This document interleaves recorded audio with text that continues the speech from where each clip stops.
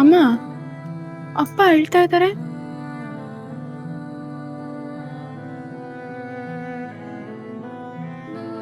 ಇವತ್ತು ಅವ್ರನ್ನ ತಡಿಬೇಡ ಮಗಳೇ. ಮನಸ್ಸಲ್ಲಿದ್ದಿದ್ದ ನೋವೆಲ್ಲ ದೇವ್ರ ಮುಂದೆ ಕಣ್ಣೀರಿನ ರೂಪದಲ್ಲಿ ಹೊರಗೆ ಬರ್ತಿದೆ.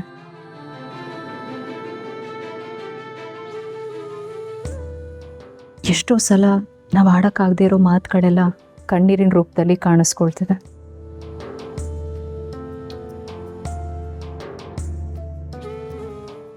ನಾವು ದೇವ್ರ ಹತ್ರ ಮಾತ್ರ ಏನೂ ಮಾತಾಡದೆ ಎಲ್ಲ ಹೇಳ್ಕೊಳ್ಳೋದಕ್ಕೆ ಸಾಧ್ಯ.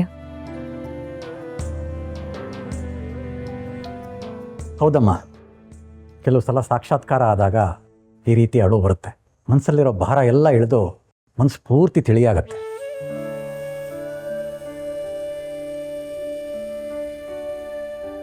ನಮ್ಮ ವೀರು ಮೊದಲೇ ಭಾವುಕ ಜೀವಿ. ಮೊದಲಿನಿಂದಾನು ಯಾರ ಹತ್ರನೂ ತನ್ನ ಕಷ್ಟ ಸುಖ ನೋವುಗಳನ್ನು ಹೇಳ್ಕೊಳ್ದೇ ಇದ್ದವನು.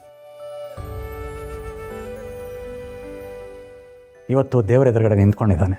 ಜೀವನದಲ್ಲಿ ಏನೆಲ್ಲ ಘಟಿಸಿದೆ, ತನ್ನ ದುಃಖನೆಲ್ಲ ಹೇಳ್ಕೊಳ್ಳೋದಕ್ಕೆ ಅಳು ಒಂದು ಭಾಷೆ ಅಷ್ಟೆ.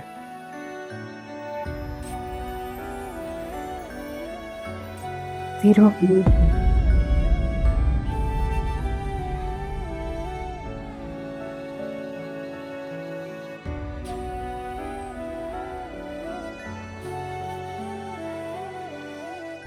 ಅರ್ಚಕ್ರೆ, ಕುಟುಂಬ ಸಮೇತರಾಗಿ ದೇವಸ್ಥಾನಕ್ಕೆ ಬಂದಿದ್ದೀವಿ. ಎಲ್ರಿಗೂ ಒಳ್ಳೇದಾಗ್ಲಿ ಅಂತ ಅರ್ಚನೆ ಮಾಡ್ಬಿಡಿ. ಒಳ್ಳೆಯವರಿಗೆ ದೇವ್ರು ಖಂಡಿತ ಒಳ್ಳೇದೇ ಮಾಡ್ತಾನೆ.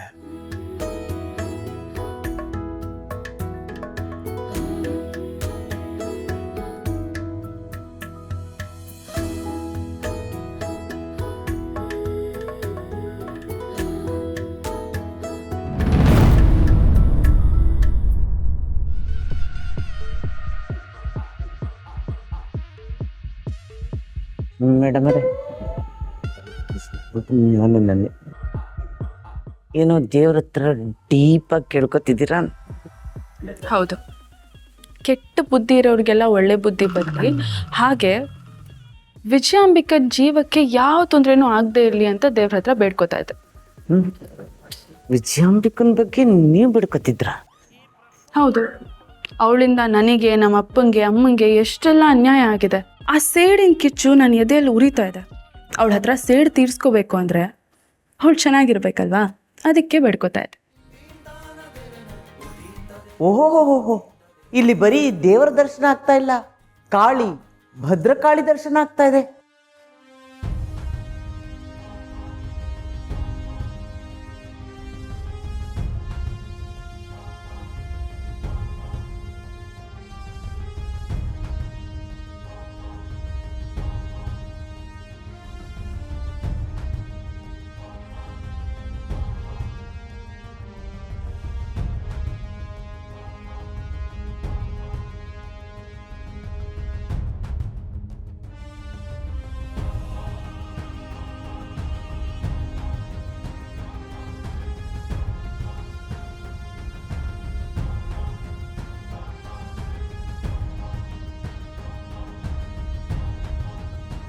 ದೇವ್ರ ಹತ್ರ ಏನಾದ್ರು ಕೇಳೋದಿದ್ರೆ ಕೇಳ್ಬೋದು, ಹರಕೆಗಳಿದ್ರೆ ತೀರಿಸ್ಬೋದು.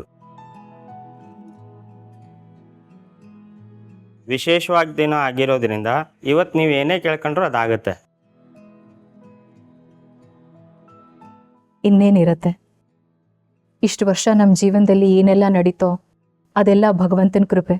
ಆ ದೇವ್ರ ಕೃಪೆಯಿಂದ ಇವತ್ತು ನಾವೆಲ್ಲರೂ ಒಂದಾಗಿದ್ದೀವಿ, ಸಂತೋಷವಾಗಿದ್ದೀವಿ. ನಮ್ಮೆಲ್ಲರ ಜೀವನದಲ್ಲೂ ಈ ನಗು, ಸಂತೋಷ ಹೀಗೆ ಇರಲಿ ಅಂತ ಕೇಳ್ಕೊಳ್ತೀನಿ. ಅರ್ಚಕ್ರೆ, ಎಷ್ಟೋ ವರ್ಷಗಳಾದಮೇಲೆ ನಮ್ಮ ಅಪ್ಪ ಅಮ್ಮನ ಪ್ರೀತಿ ನನಗೆ ಸಿಕ್ಕಿದೆ.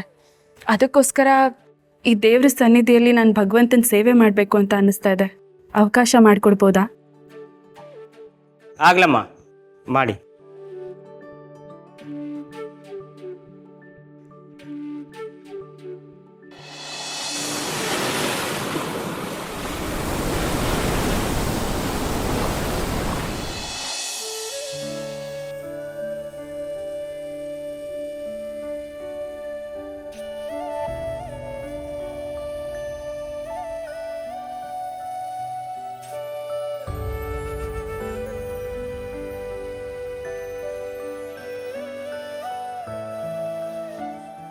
ನಾನು ನಿನಗೆ ಅಪ್ಪನೂ ಅಲ್ಲ, ನೀನು ನನ್ನ ರಕ್ತ ಹಂಚ್ಕೊಂಡು ಹುಟ್ಟಿರೋ ಮಗಳೇ ಅಲ್ಲ.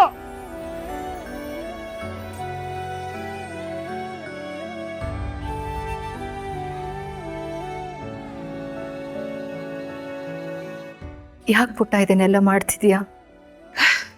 ಇಷ್ಟು ವರ್ಷ ನಾನೇ ಕಷ್ಟಪಟ್ಟಿದ್ದೀನಿ, ನೋವು ಅನುಭವಿಸಿದ್ದೀನಿ ಅಂತ ಅನ್ಕೊಂಡಿದ್ದೆ. ಆದರೆ ಒಂದಲ್ಲ ಒಂದು ರೀತಿಯಲ್ಲಿ ನೀವು ಅಪ್ಪ ಎಷ್ಟೆಲ್ಲ ಕಷ್ಟಪಟ್ಟಿದ್ದೀರಾ, ನೋವು ಅನುಭವಿಸಿದ್ದೀರಾ.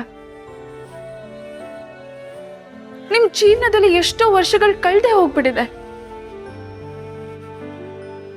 ಈಗಲೂ ಅಪ್ಪ ಅಗ್ನಿ ಪರೀಕ್ಷೆನ ಎದುರಿಸ್ತಿದ್ದಾರೆ.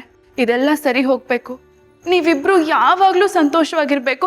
ಎಲ್ಲದಕ್ಕಿಂತ ಮುಖ್ಯವಾಗಿ ನೀವಿಬ್ರು ನನ್ನ ಜೊತೆನೇ ಇರಬೇಕು ಅಂತ ಆ ದೇವ್ರ ಹತ್ರ ಕೇಳ್ಕೊತಾ ಇದ್ದೀನಿ. ಅದಕ್ಕೆ ಈ ಸೇವೆ ಮಾಡ್ತಿದ್ದೀನಮ್ಮ.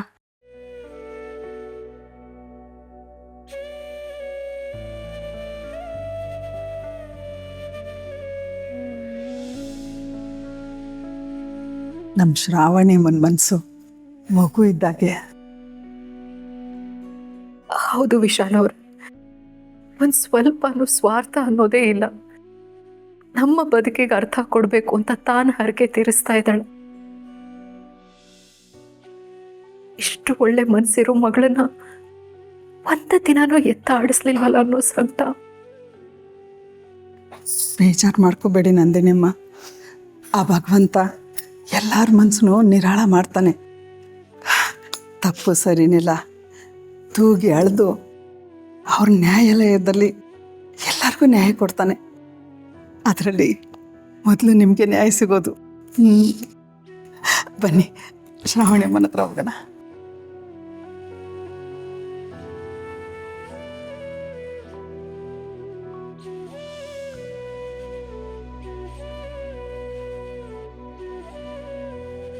ಏನಪ್ಪ ಶಿವನೇ, ಎಲ್ಲರೂ ಧಾರಾಕಾರವಾಗಿ ಕಣ್ಣೀರು ಹಾಕಿ ನಿನ್ನ ಪಾದನೇ ತೊಳಿತಿದ್ದಾರೆ.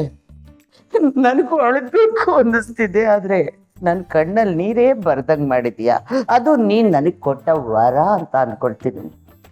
ನೋಡು, ನನಗೆ ಈ ಶ್ರಾವಣಿ ಮಾಡಿದ ಹಾಗೆ ಸೇವೆ ಮಾಡೋ ಅಷ್ಟು ಶಕ್ತಿ ಇಲ್ಲಪ್ಪ. ನನ್ನ ತಂದೆ ನನ್ನ ಮೊಣಕಾಲು ನೋವು ಬಂದ್ಬಿಟ್ಟಿದೆ.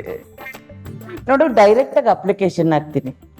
ಈಗ ಹೆಂಗೂ ಇವರಿಗೆಲ್ಲ ನೀನು ಕೊಡೋದನ್ನ ಕೊಡ್ತೀಯಾ, ಆ ಜಾಗದಲ್ಲಿ ನನ್ನ ಹೆಸರು ತಗೋ.